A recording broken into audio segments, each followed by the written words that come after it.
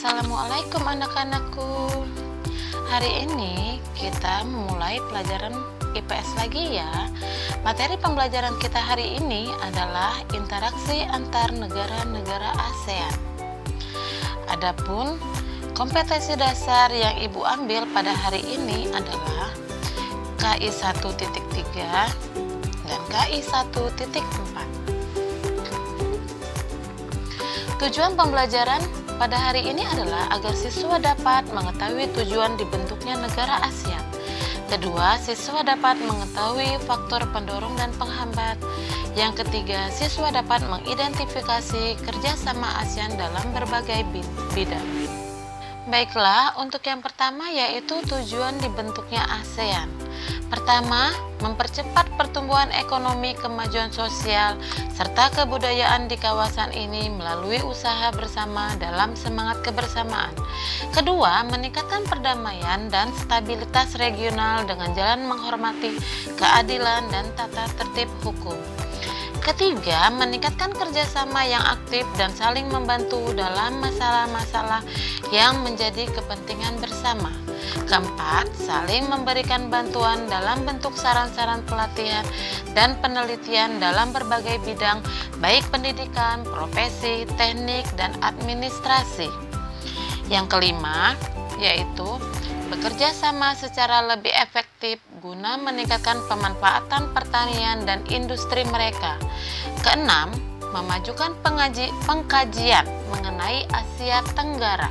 Ketujuh, memelihara kerjasama dengan berbagai organisasi internasional dan regional yang mempunyai tujuan yang sama. Nah, di sini ada faktor penghambat. Faktor penghambat itu ada 5.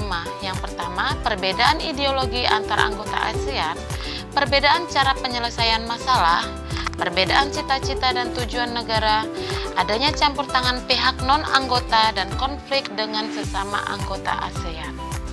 Selain faktor penghambat, ada juga faktor pendorong, yaitu kesamaan sejarah dan nasib pernah dijajah, letak geografis yang sebagian besar sama, kebudayaan yang sama, faktor sama-sama ingin menjadi negara maju, dan posisi strategis di jalur lintas perdagangan internasional.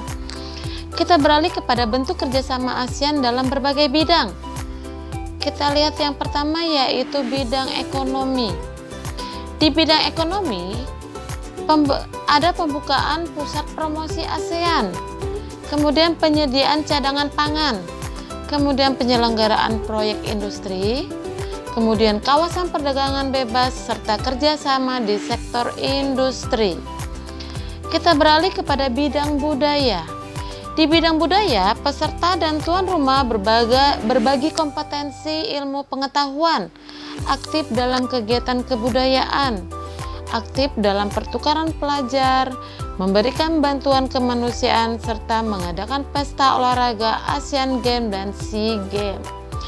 Kita beralih ke bidang pendidikan, yaitu pertukaran pelajar antar negara ASEAN, meningkatkan kualitas sumber daya manusia yang mampu bersaing baik tingkat regional dan internasional, pembentukan kurikulum sekolah negara-negara ASEAN, pembentukan kelompok penelitian antar negara, serta pensinkronan standar ijazah antar negara ASEAN.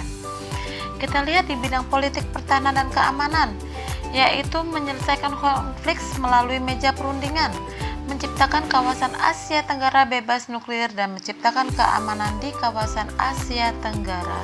Baiklah, sampai di sini dulu ya pembelajaran kita hari ini tentang interaksi di kawasan Asia Tenggara. Jangan lupa ya tugas yang harus kalian kerjakan. Tetap di rumah, selalu semangat, jaga kesehatan. Assalamualaikum.